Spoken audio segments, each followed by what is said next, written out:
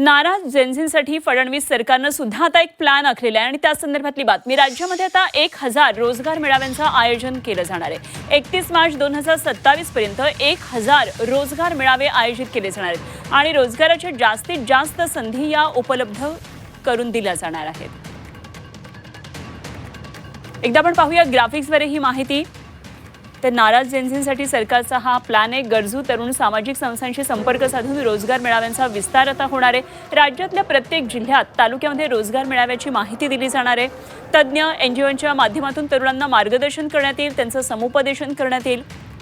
व्यक्तिमत्व विकास, शिष्टाचार, बायोडेटा तयार करणं, संभाषण कौशल्यावर यामध्ये भर दिला जाणार आहे. ॲप्टिट्यूड टेस्टनुसार विविध क्षेत्रामध्ये थेट प्रात्यक्षिकं सुद्धा दिली जाणार आहेत. रोजगार मेळावे आयोजित न करता पूर्व प्रशिक्षण देण्याचा सरकारचा मानस आहे.